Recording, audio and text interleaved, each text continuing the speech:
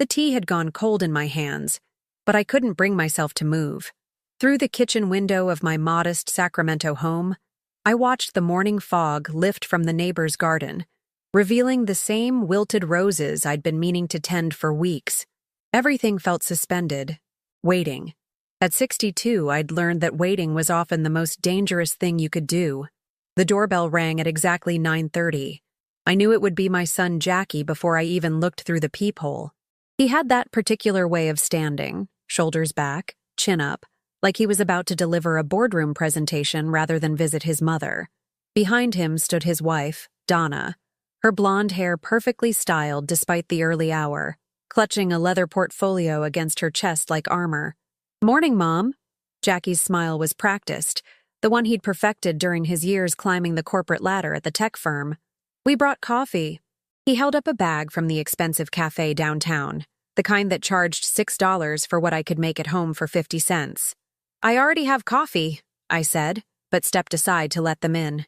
The familiar weight of obligation settled on my shoulders as they entered my living room, their eyes doing that quick sweep I'd grown to recognize. Cataloging, appraising, calculating. Donna perched on the edge of my worn sofa, her designer jeans a stark contrast to the faded floral fabric I'd chosen 15 years ago when money was tighter and dreams were smaller. She'd never liked this house, had made that clear since the day Jackie brought her home 8 years ago. Too small, too outdated, too middle class for her aspirations. "You look tired, Margaret," she said, her voice carrying that particular note of concern that never quite reached her eyes. "Are you sleeping well?" "Well enough." I settled into my favorite chair, the one Harold had bought me for my 50th birthday. The leather was cracked now, but it still held the shape of my body, still offered the comfort of familiar embrace. "What brings you by so early?" Jackie and Donna exchanged a look, one of those married couple communications that excluded everyone else in the room. He cleared his throat, a habit he'd developed during his teenage years when he was about to ask for something he knew I couldn't afford. "We have some exciting news," he began, opening the portfolio Donna had been clutching. "We found it, Mom. The perfect house." He pulled out a glossy brochure, the kind real estate agents used for million-dollar properties. The house sprawled across the pages like a movie set, all gleaming white columns, infinity pools, and ocean views that seemed to stretch into forever. Malibu. Of course it was Malibu. "It's beautiful," I said, because it was. It was also completely beyond anything I could have imagined for myself, even in my most ambitious dreams. 4 bedrooms, 5 bathrooms, private beach access. Donna rattled off the features like a prayer. The children would have their own wing when they visit. The children. Jackie and Donna's twins, Michael and Christine, were barely 6 years old. They visited me twice a year, usually dragged along by their parents who spent the entire time checking their phones and counting the minutes until they could leave. "It sounds wonderful," I said carefully. "I'm sure you'll be very happy there." Another look between them, this one sharper, more urgent. Jackie leaned forward, his hands clasped in that position he'd learned in business school, the one that said he was about to negotiate. "Here's the thing, Mom. We need a cosigner for the mortgage." The words hung in the air like smoke. I felt something cold settle in my chest, a familiar weight I'd carried through too many conversations like this one. "A cosigner? It's just a formality," Donna said quickly. "Jackie's income is more than sufficient, but with the housing market the way it is, banks are requiring additional security for loans over a certain amount." "How much?" I asked, though I already knew I didn't want to hear the answer. $550,000, Jackie said, as if he were discussing the weather. "But like Donna said, it's just a formality. You wouldn't actually be responsible for any payments." I looked at the brochure again, at the pristine white house that seemed to mock the modest surroundings of my own home. 50 years of careful saving, of choosing generic brands over name brands, of driving my Honda until it literally couldn't run anymore. 50 years of building something solid, something mine. "I need to think about it," I said. Jackie's expression shifted, the practiced smile slipping just enough to reveal the impatience underneath. "Think about what, Mom? It's a standard cosigner agreement. You're not actually paying anything." Then why do you need me to sign it? Because, he paused, glancing at Donna again. Because you have equity in this house. Because you have savings. Because you're family. The word family hit differently coming from him. When had I last felt like family to them? When had I last been invited to their apartment for dinner, or asked about my day, or included in their plans for anything beyond financial necessity? I've worked very hard for what I have, I said quietly. Your father and we sacrificed a lot to build this security. Dad's been gone for 3 years, Mom. Jackie's voice carried an edge of irritation. He's not coming back to enjoy it. The cruelty of it took my breath away. Harold had died of a heart attack at 59, just as we were starting to plan for retirement, just as we were beginning to imagine what life might look like after decades of working and saving and planning for a future that never came. Jackie, Donna said softly, placing a hand on his arm. But she didn't apologize for him. She never did. I stood up, my legs unsteady. I need you both to leave now. Mom, come on, don't be dramatic. Jackie remained seated, his voice taking on that patronizing tone he'd perfected over the years. We're asking for a simple favor. After everything we've done for you, what exactly have you done for me? The question came out harder than I'd intended, but I didn't soften it. When was the last time you visited when you didn't need something? When was the last time you called just to talk? We're busy, Mom. We have careers, children, responsibilities. We can't all sit around in empty houses feeling sorry for ourselves. The words landed like physical blows. I watched my son, the boy I'd raised, the man I'd supported through college, through his early career struggles, through the endless parade of needs and wants that had defined our relationship, and saw a stranger. Get out, I said. Margaret, please, Donna started. Get out of my house. They left, but not before Jackie placed the mortgage papers on my coffee table. Think about it, Mom. We'll give you a few days to come around. But don't wait too long. The seller won't hold the property forever. The door closed behind them with a soft click, leaving me alone with the glossy brochure and the stack of legal documents that would sign away my financial security, my peace of mind, my future. I picked up the papers, scanning the dense legal language until I found the number that made my hands shake. $550,000. Not a formality, not a simple favor. A mortgage that would make me responsible for more money than I'd ever seen in my life. The phone rang. For a moment, I thought it might be Jackie, calling to apologize, to explain, to somehow make this right.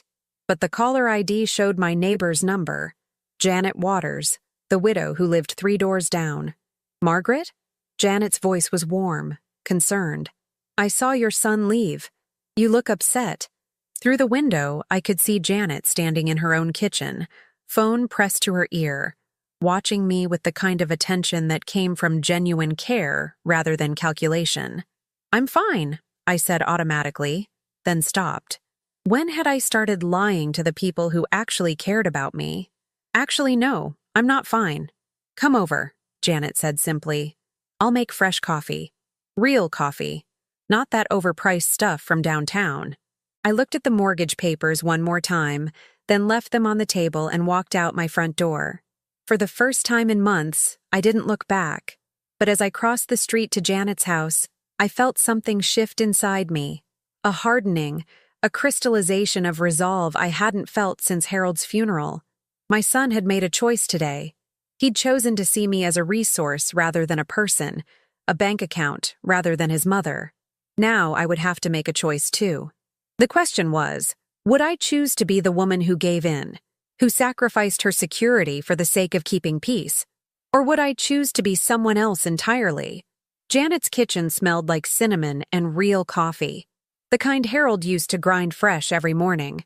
She'd set out her good china, the delicate blue and white pattern she'd inherited from her grandmother, and there was something about the ritual of it that made my chest loosen for the first time in hours. Sit, she said, pointing to the chair by the window, and tell me what that son of yours has done now. I'd known Janet for 8 years, ever since she'd moved in after her husband passed.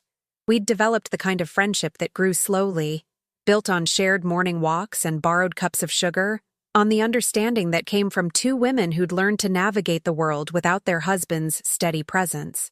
He wants me to co-sign a mortgage, I said, accepting the cup she offered. $550,000. Janet's hand stilled halfway to her own cup. For what? A beach house in Malibu. 4 bedrooms, 5 bathrooms, private beach access. The words tasted bitter. He says it's just a formality. Nothing involving that much money is ever just a formality. Janet's voice carried the authority of someone who'd spent 40 years as a high school principal, dealing with teenagers who thought they could charm their way out of consequences. What did you tell him? I told him I needed to think about it. Then I told him to leave. Good. Janet settled into her chair, her gray eyes sharp with attention. What does your gut tell you? My gut. When had I stopped listening to that?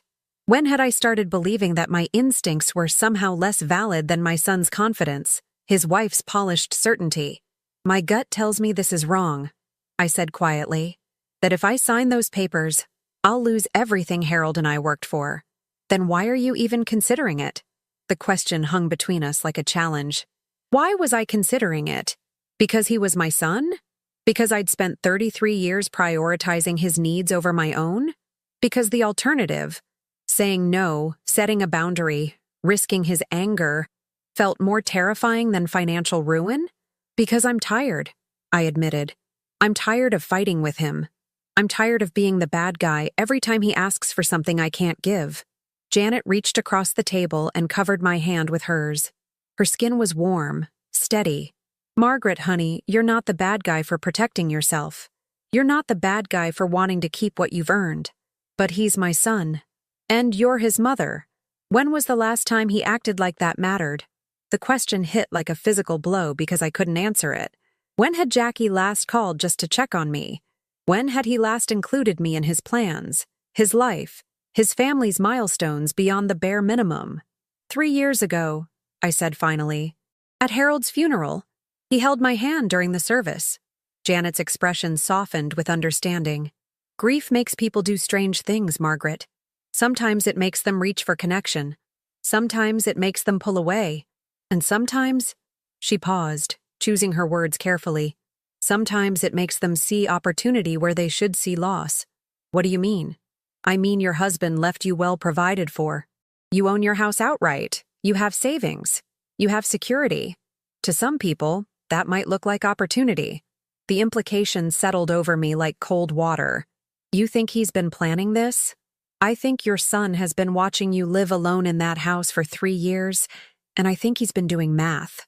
I set down my cup, my hands trembling slightly. I need to see those papers again. Want me to come with you? No. The word came out firmer than I'd expected. I need to do this myself. But as I walked back across the street, I felt Janet's presence like a shield at my back. For the first time in months, I didn't feel entirely alone. The mortgage papers were still spread across my coffee table, waiting like a trap. I picked them up and began to read, really read, beyond the intimidating legal language to the terms underneath. Co-signer, jointly and severally liable. In the event of default, my blood ran cold as the reality became clear. This wasn't a formality. This was a guarantee. If Jackie and Donna couldn't make their payments, for any reason, the bank would come after me for the full amount. My house, my savings, my security, everything. I reached for my phone and dialed Jackie's number. He answered on the second ring. Mom, I was hoping you'd call. Have you had a chance to look over the paperwork? I have, I said, surprised by how steady my voice sounded. And I have some questions. Of course. What can I clarify for you? The part where it says I'm jointly and severally liable for the full amount of the loan. Can you explain what that means? A pause. Then, it's standard legal language, Mom. Nothing to worry about. But what does it mean? Another pause, longer this time. It means that if for some reason we couldn't make the payments, which won't happen, the bank could ask you to cover them. But like I said, it's not going to be an issue. And if I couldn't cover them? Mom, come on, you're overthinking this. If I couldn't cover them, Jackie, what would happen? Silence. Then finally, the bank would foreclose on the collateral, which is the house, both houses. Both houses, my house. The home Harold and I had bought with our first real savings, where I'd raised Jackie, where I'd planned to spend my remaining years surrounded by memories and security. I see, I said quietly. But Mom, that's not going to happen. My salary alone covers the mortgage payments. We just need the cosigner for the bank's requirements. Then why not ask Donna's parents? They don't have the same equity position you do. Equity position. I was an equity position to him. Not his mother, not the woman who'd sacrificed her own dreams to pay for his education, not the person who'd held him when he was sick and celebrated his achievements and mourned his failures.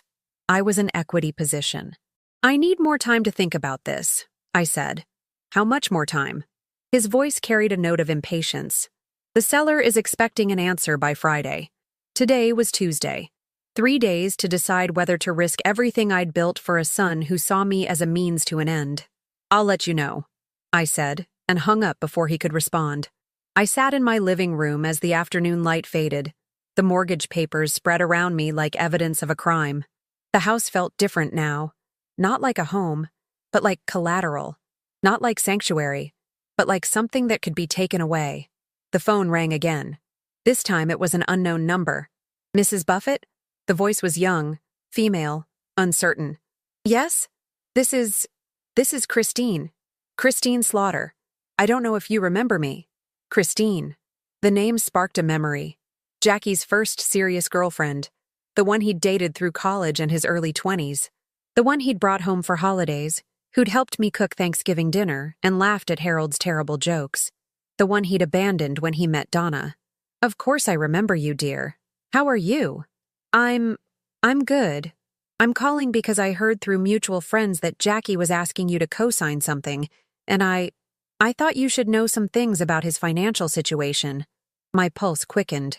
What kind of things? Can we meet? I'd rather not say this over the phone. We arranged to meet at a coffee shop downtown the next morning. After I hung up, I sat in the gathering darkness, feeling the weight of secrets and revelations pressing down on me. What had Christine learned about my son that she felt compelled to warn me about? What did she know that I didn't? And more importantly, what was I going to do with whatever she told me? The mortgage papers seemed to glow in the lamplight, waiting for my signature, waiting for my surrender. But for the first time since Jackie had walked into my house that morning, I felt something other than fear. I felt curiosity, and beneath that, something harder, more dangerous. I felt the first stirring of rage. The coffee shop was one of those deliberately rustic places that charged premium prices for the illusion of authenticity. I arrived early, choosing a corner table where I could watch the entrance while nursing a cup of coffee that cost more than my usual weekly grocery budget for the beverage alone. Christine Slaughter walked in at exactly 10 o'clock, and I was struck by how little she'd changed in the 8 years since I'd last seen her. Still petite, still carrying herself with that quiet confidence that had made her so easy to like. Her dark hair was shorter now, cut in a professional bob that suited her work at the law firm where she'd built her career. Mrs. Buffett, she said, sliding into the seat across from me. Thank you for meeting me. Thank you for calling, I replied, studying her face. There was something in her expression, a combination of concern and determination that reminded me of myself at her age. You said you had information about Jackie's financial situation? She nodded, then glanced around the cafe as if making sure we weren't being overheard. I should probably start by saying that I don't have any ill will toward Jackie. What we had was a long time ago, and I've moved on. But when I heard what he was asking you to do, how did you hear about it? I work at Morrison, Klein & Associates.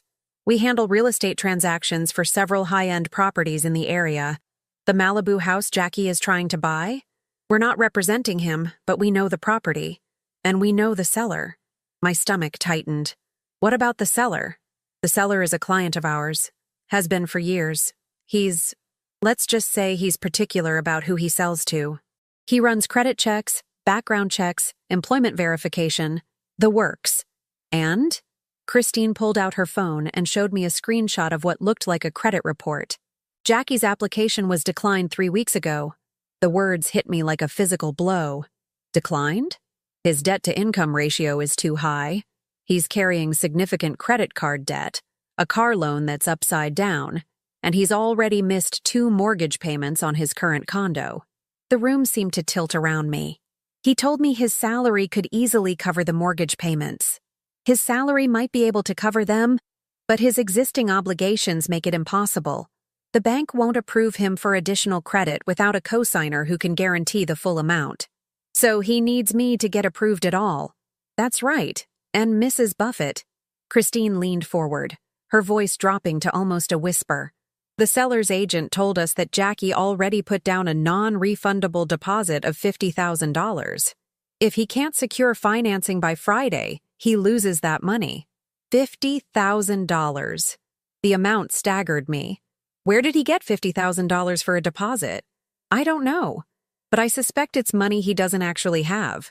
I sat back in my chair, my mind racing. Jackie had never mentioned a deposit. He'd presented this as a simple favor, a formality, a minor inconvenience to help his family achieve their dream. But the reality was far more desperate. He'd already committed money he couldn't afford to lose, and now he needed me to save him from financial catastrophe. There's something else, Christine continued. I did some digging. Nothing illegal, just public records. Jackie and Donna filed for bankruptcy protection 2 years ago. It was discharged, but the debts they accumulated afterward suggest they haven't changed their spending habits. Bankruptcy? The word came out as a whisper. But they live in that expensive condo. They drive new cars, they take vacations. All on credit. And now that credit is maxed out. I thought about the designer clothes, the expensive coffee, the casual way they'd discussed a $500,000 mortgage as if it were pocket change. All of it built on borrowed money, borrowed time, borrowed hope. Why are you telling me this? I asked. Christine's expression softened. Because I remember how kind you were to me. How you treated me like family when Jackie and I were together. You deserved better than the way that relationship ended, and you deserve better than this. The way that relationship ended. I'd never known the full story, just that one day Christine was part of our family gatherings, and the next, she was gone, replaced by Donna with her polished ambition and calculating smile. What happened between you and Jackie? I asked. He cheated on me with Donna while I was visiting my sick mother in Portland. When I found out, I confronted him. He told me that Donna could give him the kind of life he deserved, connections, opportunities, status. He said I was holding him back. The cruelty of it was so perfectly Jackie that I felt a familiar ache in my chest. I'm sorry. I got over it. But I never forgot how easily he discarded something real for something that looked better on paper. She paused, choosing her words carefully. I worry he's doing the same thing to you. What do you mean? I mean he's willing to risk your financial security, your home, your future, everything that actually matters, for the appearance of success. And when it all falls apart, he'll find a way to make it your fault. The truth of it settled over me like a shroud. This wasn't about helping family. This wasn't about a simple favor or a formality. This was about Jackie using me as a human shield against the consequences of his own choices. What would you do? I asked.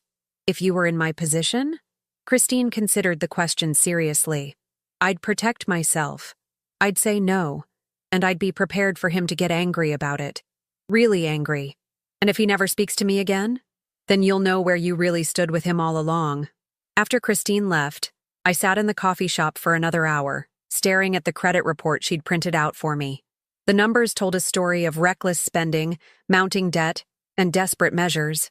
My son wasn't just financially irresponsible, he was in free fall, and he wanted to drag me down with him.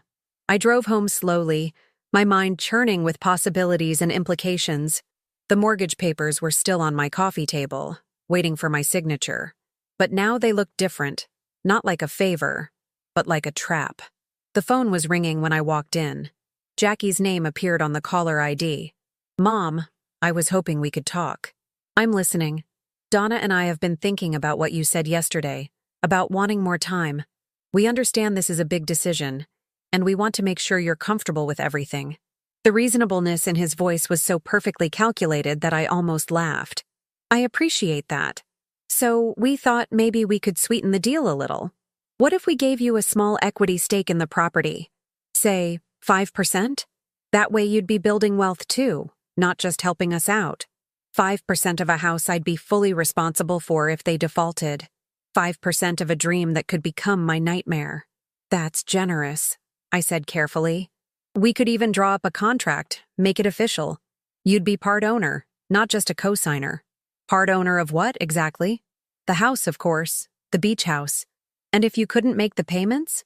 Mom, I've told you, if you couldn't make the payments, Jackie, and the bank foreclosed, what would happen to my 5%? Silence. Then, well, if the bank foreclosed, everyone would lose their investment.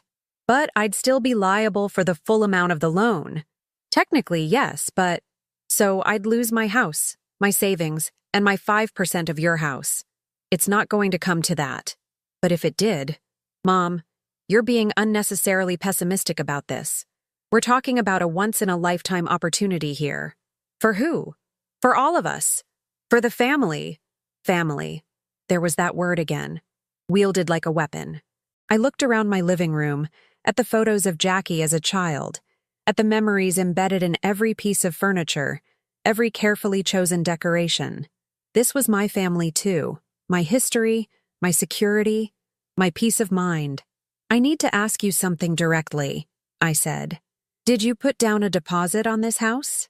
Another pause, longer this time. What does that have to do with anything? Did you put down a deposit, yes or no? We made a good faith payment to show we were serious buyers. How much?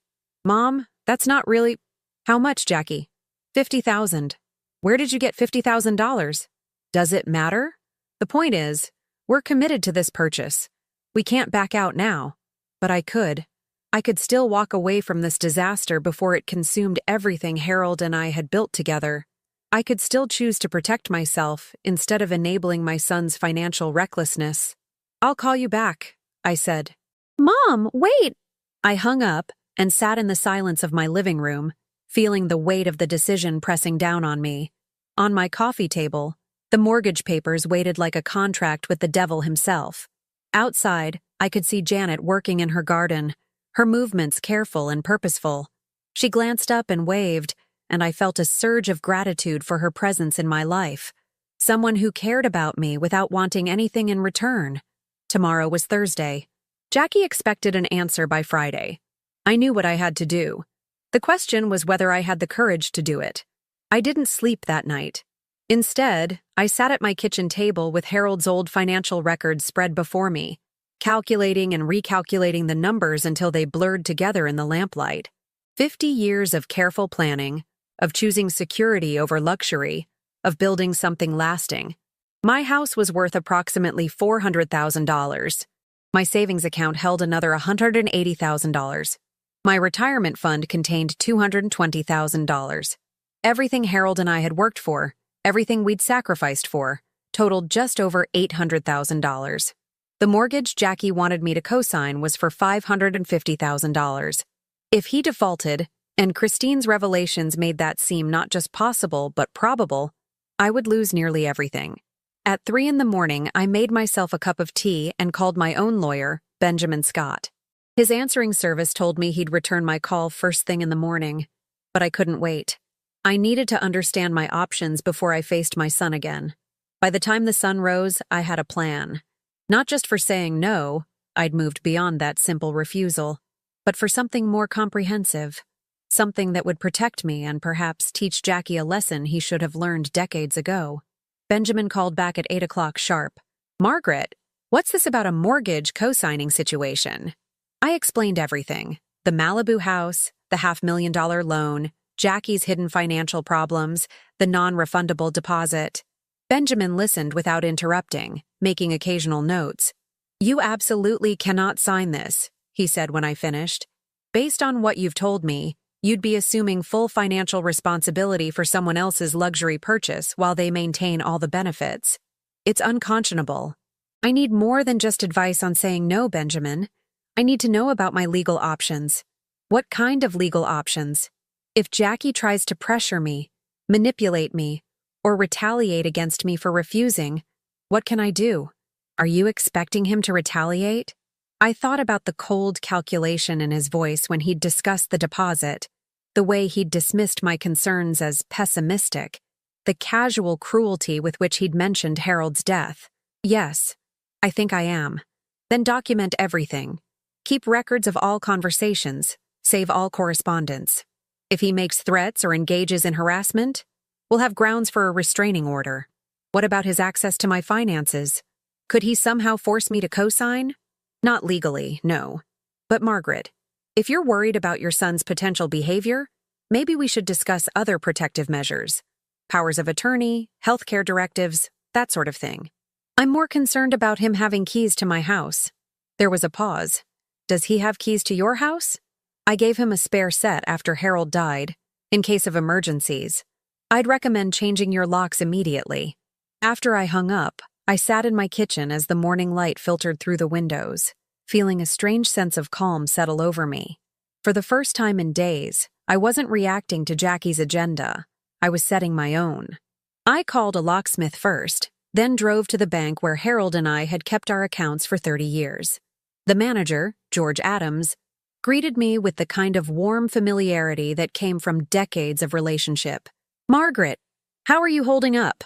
"I'm well, George. I need to make some changes to my accounts." "Of course. What can I help you with?"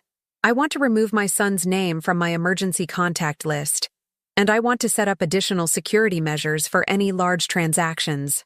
George's expression grew serious. "Is everything all right?" "I'm just being cautious." I pulled out the mortgage documents.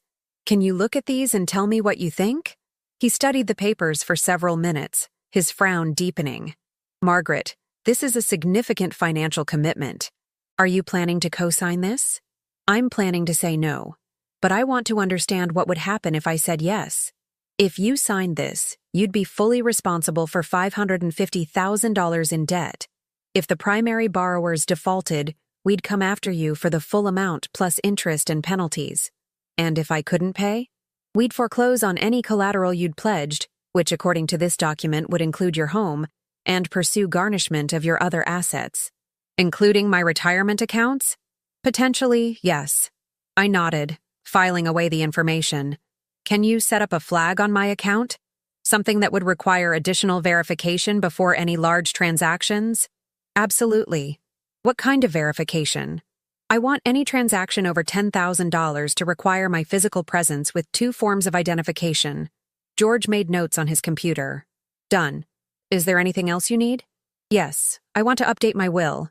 By noon, I had accomplished more in one morning than I had in the previous 3 days. The locks were changed, my accounts were secured, and I had an appointment with my attorney that afternoon to update my estate planning documents. I was in the middle of making lunch when Jackie arrived. I watched him through the kitchen window as he walked up to my front door, his stride confident, his expression expectant. He reached for the door handle, the automatic gesture of someone who'd always had access, and turned it. Nothing happened. He tried again, then knocked. "Mom, the door's locked." I waited a moment before answering, letting him wonder. When I opened the door, his face was a study in confusion. "Your key didn't work," he said. "I had the locks changed this morning." "Why?" "Because it's my house." Something shifted in his expression, a flicker of irritation quickly masked by concern. "Are you having security issues? Is someone bothering you?" "No one's bothering me, Jackie. I just decided I wanted to control who has access to my home." "But I'm your son." "Yes, you are. Would you like to come in?" He stepped inside, his eyes immediately going to the coffee table where the mortgage papers still lay.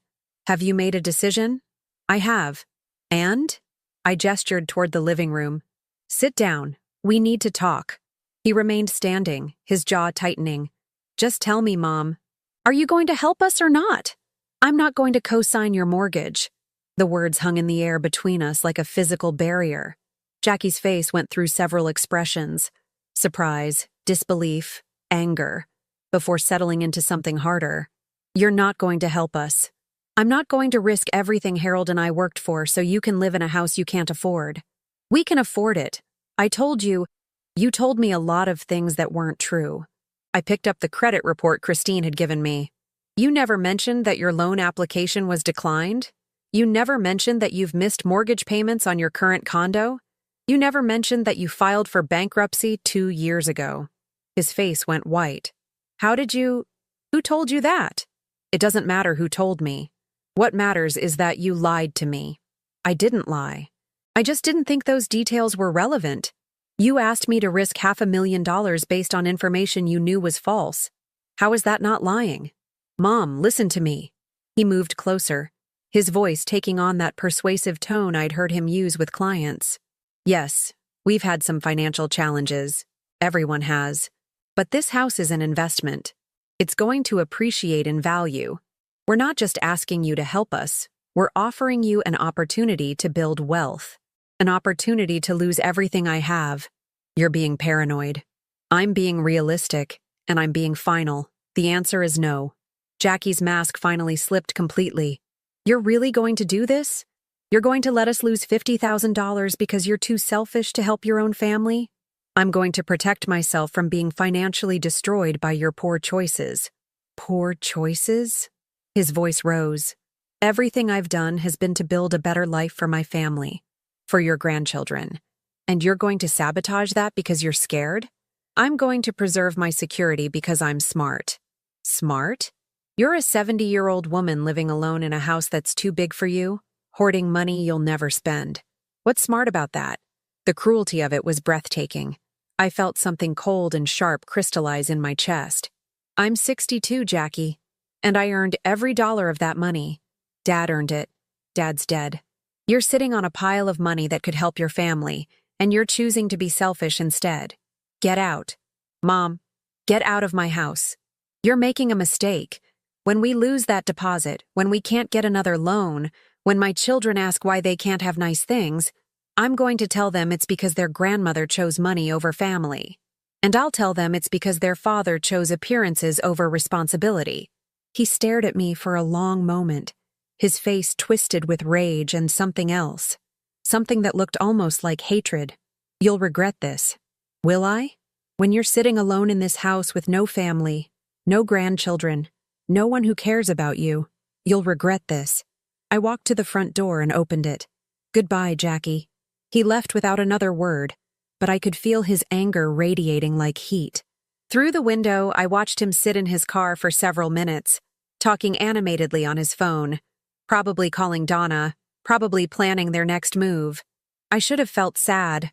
I should have felt guilty or conflicted or heartbroken. Instead, I felt liberated. For the first time in years, I had chosen myself over someone else's expectations. I had protected what mattered to me instead of sacrificing it for the illusion of family harmony.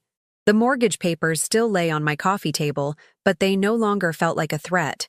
They were just papers now, meaningless without my signature. I picked them up and walked to the fireplace. The flames consumed them quickly, curling the edges into ash and smoke. Tomorrow was Friday. Jackie would lose his deposit and his dream house would slip away. But I would still have my security, my dignity, and my self-respect.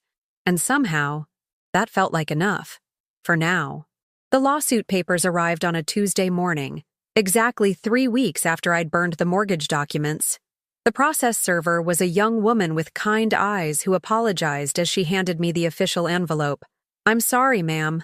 I'm just doing my job. Of course you are, dear. Thank you. I closed the door and walked to my kitchen table, the envelope heavy in my hands. The return address read, Morrison and Associates, Attorneys at Law. Not Christine's firm, but another one downtown. Inside, the legal language was dense and intimidating, but the core message was clear. Jackie Kirk versus Margaret Buffett. He was suing me for $550,000 in damages, claiming I had verbally agreed to co-sign his mortgage and that my refusal had caused him significant financial harm. I read the document twice, then called Benjamin Scott. They're claiming you made a verbal contract? Benjamin's voice carried the righteous indignation of a lawyer who'd seen too many frivolous lawsuits. That's absurd. Even if you had agreed, which you didn't, a verbal promise to co-sign a mortgage wouldn't be legally binding. Can they actually take this to court? They can file it, sure. Anyone can file a lawsuit. But Margaret, this is desperate. They're hoping you'll be intimidated enough to settle out of court. What if I don't settle? Then we go to court and destroy their case. The judge will see right through this. I felt oddly calm as I hung up the phone. Jackie had escalated from manipulation to outright legal warfare, but instead of fear, I felt something closer to relief. Finally, his true nature was exposed for what it was. Not a son asking for help, but a predator willing to destroy his own mother for financial gain. The phone rang almost immediately. Jackie's number appeared on the caller ID. "Mom, I assume you've seen the lawsuit by now." "I have. I didn't want it to come to this, but you forced my hand." "I forced your hand by refusing to risk my financial security for your poor choices?" "You made a commitment to help us. We made decisions based on that commitment. Now you're backing out, and it's going to cost us everything." "I never made any commitment, Jackie. I told you I needed time to think, and when I thought about it, I said no. You said you'd help family. You said you understood how important this was to us. I said I'd consider it. Considering something isn't the same as agreeing to it. Tell that to the judge." "I will." The confidence in my voice seemed to surprise him. "Mom, you don't want to go to court. Legal fees alone will cost you tens of thousands. Just settle with us for the amount of the deposit, and we can put this behind us." "You mean give you $50,000 to drop a lawsuit that has no legal basis?" "I mean prevent this from getting ugly." "It's already ugly, Jackie. You're suing your own mother." "I'm protecting my family." "No, you're trying to extort money from me because you gambled with money you didn't have and lost. I'm trying to hold you accountable for your promises. Then I'll see you in court." I hung up and sat in my kitchen, surrounded by the morning light and the familiar comfort of my own home. Harold's coffee mug still sat in the cabinet. His reading glasses still lay on the counter where he'd left them 3 years ago. This house held 50 years of memories, of shared dreams and quiet contentments. Jackie was willing to destroy all of that for a beach house he couldn't afford. But I wasn't going to let him. Janet appeared at my back door an hour later, carrying a plate of homemade cookies and wearing an expression of fierce determination. "I heard about the lawsuit," she said, settling into the chair across from me. "The whole neighborhood's talking about it." "I'm sorry it's become public." "Don't you dare apologize. That boy should be ashamed of himself, dragging his mother to court like some common criminal. He thinks he can intimidate me into giving him money." "And can he?" I looked at my friend, this woman who'd stood by me through Harold's death, through the lonely years that followed, through the gradual realization that my son saw me as a resource rather than a person. Her loyalty was freely given, no strings attached, no hidden agendas. "No," I said firmly. "He can't." "Good, because I have something that might help." She pulled out a manila folder. "I've been asking around about Jackie and Donna. Turns out they're not as discreet as they think they are." Inside the folder were photographs, printouts from social media mostly, Jackie and Donna at expensive restaurants, designer shopping bags visible in their car, vacation photos from Paris and Rome and Hawaii, all dated within the past year, all during the time when Jackie claimed they were struggling financially. "This is from Donna's Instagram account," Janet said, pointing to a photo of Donna wearing what looked like a $1,000 dress. "Posted 2 weeks ago. And this one shows them at that new sushi place downtown that charges $300 per person. Where did you get these?" "My granddaughter helped me. She's good with computers." Janet's smile was sharp. "Turns out Donna posts everything online. Every purchase, every meal, every vacation. She's been living like a millionaire while claiming poverty." I stared at the photos, feeling pieces of a puzzle clicking into place. They've been spending money they don't have, documenting it all online and then asking me to bail them out. That's not even the best part. Janet pulled out another set of papers. "I also found their bankruptcy filing from 2 years ago. It's public record. Want to know what they listed as their reason for financial distress? Tell me." "Medical expenses. Specifically, medical expenses related to fertility treatments." I frowned. "But they have twins, Michael and Christine." "Exactly. They claimed they needed bankruptcy protection because of medical bills they incurred trying to have children. But they already had children. They lied to the bankruptcy court about their circumstances.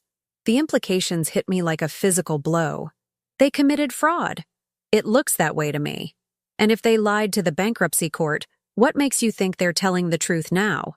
I studied the documents spread across my kitchen table. The lawsuit, the photographs, the bankruptcy filing. Together, they painted a picture of two people who'd built their entire lifestyle on deception and financial manipulation. Janet, I need to ask you something. If this goes to court, if I need character witnesses, people who can speak to my integrity and my relationship with Jackie, I'll be there, she said immediately. And so will half the neighborhood. We've all watched how he treats you, Margaret. We've all seen how he only comes around when he needs something. It might get ugly. It's already ugly. But you're not alone in this.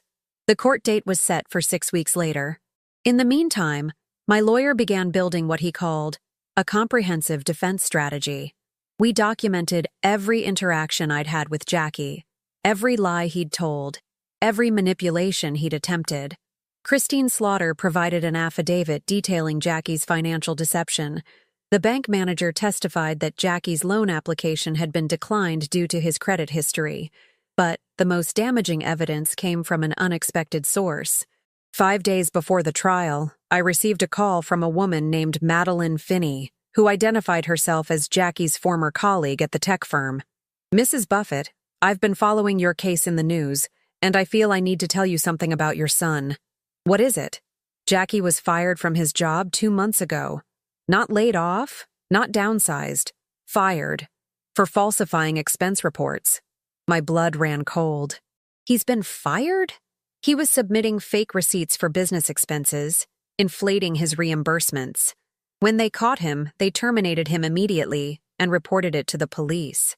Are there charges pending? I don't know about criminal charges, but I know the company is considering civil action to recover the money he stole. After I hung up, I sat in my living room as the full scope of Jackie's deception became clear. He'd been fired for theft, was facing potential criminal charges, had no steady income, and was drowning in debt. The Malibu house wasn't just a dream. It was a desperate attempt to maintain an illusion of success while his entire life collapsed around him. And he'd been willing to destroy me to save himself. The night before the trial, I couldn't sleep.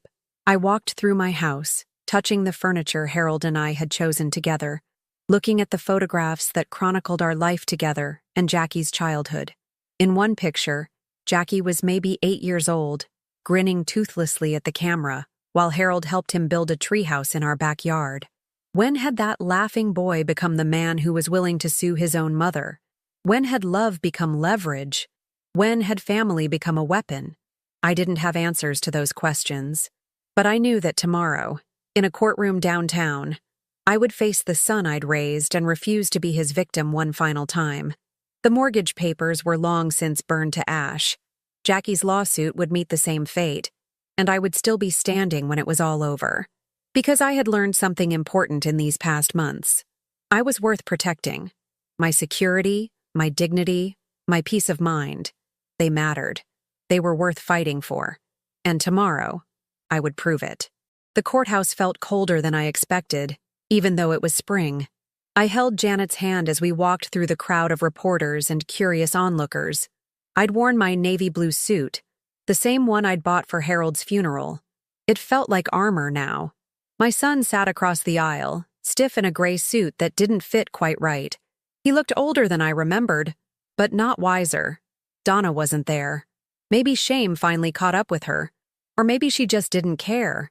The judge entered right at 9 a.m., sharp and no nonsense. His voice had that clipped tone of someone who didn't suffer fools. When he looked at Jackie's claim, he raised an eyebrow and muttered, "A family dispute or a thinly veiled extortion?" The whole courtroom went quiet. Jackie testified first. He tried to sound wounded, said I'd promised to help and then betrayed him. He even forced a few tears. But under cross-examination, he couldn't answer the simplest questions. He had no emails, no text messages, no written promises, because there weren't any. I never made one. Then it was my turn. Walking to the witness stand, I could feel every eye in the room on me. But I didn't shake. I didn't stammer. I looked straight at the judge, and I told the truth. "I'm not here to punish my son," I said. "I'm here because he tried to punish me for saying no. I spent my life sacrificing, saving, providing. I buried my husband too young and raised our son to believe in responsibility. But somewhere along the line, he learned entitlement instead. When I finished, I felt something shift. The judge's expression changed. So did the tone of the room. Then Christine Slaughter testified. She didn't have to come, but she did. She laid out Jackie's failed mortgage application, his debt, the hidden deposit, and his financial recklessness. She even told the court about the bankruptcy he never mentioned. The last blow came from Jackie's former employer, who confirmed he'd been fired for falsifying expense reports and was under civil investigation. The judge looked at Jackie like he was something he'd scrape off his shoe. "I find in favor of Mrs. Buffett," he said, voice steady and cold, "with prejudice." And then, words I'll never forget. "This court is referring this case to the district attorney for potential elder financial abuse. Mr. Kirk, you are ordered to pay your mother's full legal fees, $48,360. Gasps echoed through the courtroom. I didn't flinch. Jackie stared at me.